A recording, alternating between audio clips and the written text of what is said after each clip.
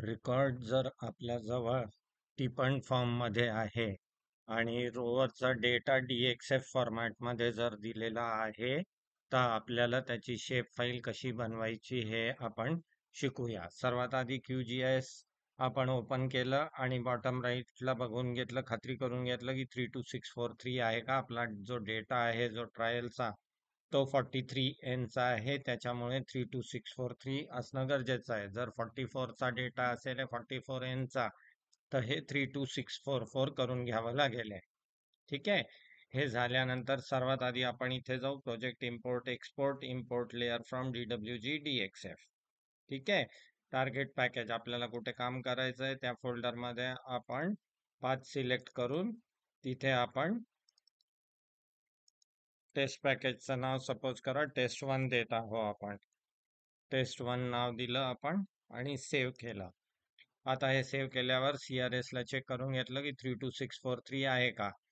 Source drawing जी आहे ती import करायची आहे आपल्याला, म्हणजे ही रोवरवरचा जो डेटा आलेला आहे आपल्याजवळ, रोवरचा डेटा DXF फॉर्मॅटमध्ये हवा आहे, जो की 2000च्या व्हर्जनमध्ये असलेला उत्कृष्ट, म्हणजे सर्वात मॅक्सिमम तो 2007च्या खालच्या व्हर्जनमध्ये असायला पाहिजे, तरच त्या लेयर्स इम्पोर्ट होतात. ठीक आहे. आता ग्रुप नेम आपल्याला द्यायचा आहे. इथे ग्रुप नेम सपोज करा आपण याला रोवर देऊया. रोवर दिल्यावर ओके आपलं एनेबल झालं आणि आपण हे केलं. हे बघा इथे रोवर लेयर्स पॅनल मध्ये आलेलं आहे, आपले पॉइंट्स दिसायला लागलेले आहे. ठीक आहे. याच्यानंतर आता आपण जे करूया ते जसं ऑटोकॅड मध्ये काम करतो आपण, कुठलीही लेअर आधी बनवता येते, काही नंतर काम करता येतं, त्याच हिशोबाने इथे सुद्धा QGIS मध्ये सुद्धा ती फ्लेक्झिबिलिटी आहे आपल्याजवळ. आता आपण काय करूया, सर्वात आधी इथे वहिवाटीची लेअर बनवून घेऊ आणि हे डिजिटाइज करूनच घेऊ. ठीक आहे.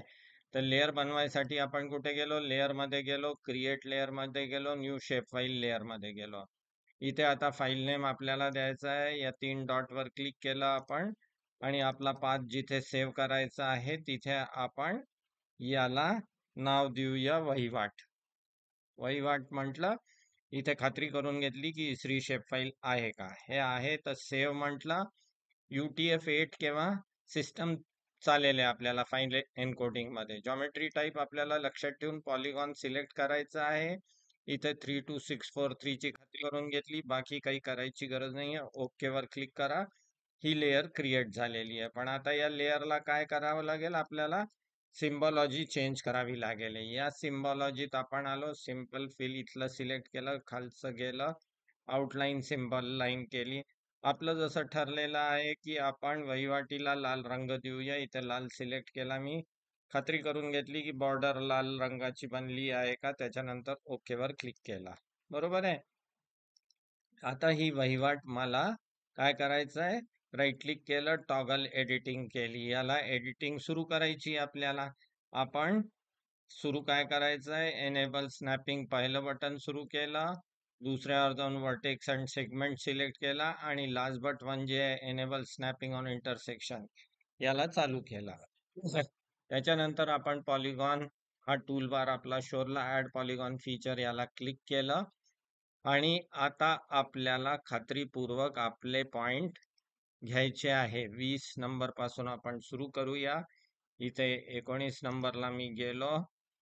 तुम्हाला जर ॲक्युरेटली करायचं आहे, तुम्ही सगळे छोटे खालचे पॉइंट्स झूम करून एक 100% पॉइंट्स जॉईन करू शकता. मी थोडंसं घाईत याला करायसाठी 4-5 पॉइंटच घेणार आहे आणि सपोज करा हा माझा शेवटचा पॉइंट आहे.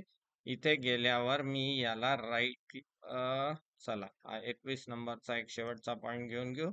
इथे गेल्यावर मी राईट क्लिक केलं, एक टाकलं, ओके केलं. बघा माझी वहिवाट डिजिटाइज झालेली आहे. आता याचं जे एनेबल एडिटिंग होतं त्याला टॉगल एडिटिंगला परत क्लिक केलं, याला सेव्ह केलं, याच्या समोरची पेन्सिल चालली गेली. हे खात्रीपूर्वक करून घ्या.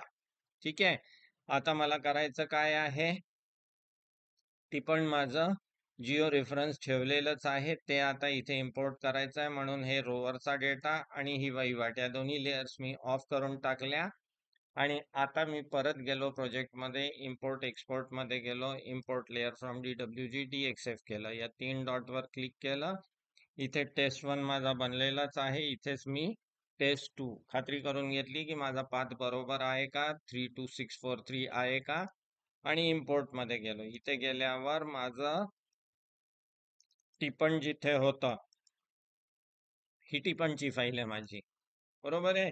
हे सुद्धा मला खालच्या व्हर्जन मध्येच पाहिजे. आता याच्यात हे खात्रीपूर्वक मला काय करायचं आहे की माझ्या लेअर फक्त रेकॉर्डची इम्पोर्ट करायची, बाकीच्या लेअरच्या पुढच्या मागचं दोन्हीचं टिक काढून घेतलं आणि रेकॉर्ड लेअरला फक्त टिक पुढे मागे राहू दिला, बरोबर. आणि याला नाव दिलं मी टिपण, सपोज करा. ओके केलं, माझं टिपण आलेलं आहे. पण हे कसं आलेलं आहे, ऑटोकॅडची पॉलीलाईन आलेली आहे. हिला मला पॉलिगॉन मध्ये कन्वर्ट करायचं आहे. म्हणून मी कुठे जाणार, मी जाणार वेक्टर मध्ये, जॉमेट्री टूल्स मध्ये, लाईन्स टू पॉलिगॉन्स आहे माझ्याजवळ डायरेक्टली, बरोबर. लाईन्स टू पॉलिगॉन्स, इथे खात्री करून घ्या की पॉलीलाईन्सची एकच लेअर आहे का, जास्ती तर नाही आहे. ती पॉलीलाईन सिलेक्ट केली. इथे क्रिएट टेम्पररी लेअरच्या 3 डॉट वर क्लिक केलं. सेव्ह टू फाईल म्हटलं आपण. आपला पाथ जिथे सेव्ह करायचा आहे तिथे पाथ दिला मी, टिपणला आलो, आणि हे माझं रेकॉर्डची फायनल फाईल आहे. म्हणून मी याला रेकॉर्ड नाव दिलं या शेप फाईलला. सेव्ह म्हटलं आणि रन म्हटलं. माझं हे पॉलिगॉन नावानी इथे लेअर बनवून आली. आता मला करायचं काय आहे, याची सिम्बॉलॉजी बदलायची. प्रॉपर्टीज मध्ये गेलो, symbology, simple fill, outline, simple line, आणि हे निळा रंग पाहिजे मला. हे टिपण आहे, फायनल रेकॉर्ड आहे माझा म्हणून, बरोबर आहे. आता हा जो टिपण होता हे काढून टाकलं. माझं आता वहिवाट आणि पॉलिगॉन म्हणजे आपला रेकॉर्ड हा रेडी झालेला आहे. याला फक्त मला आता चेक करायचं आहे. म्हणून मी कुठे गेलो, HCMGIS मध्ये गेलो, बेस मॅप मध्ये गेलो, गुगल सॅटेलाइट हायब्रिड केला, या लेअरला खाली ओढून चेक करून घेतला, आणि मला खात्री झाली की माझं काम व्यवस्थित झालेलं आहे, बरोबर आहे.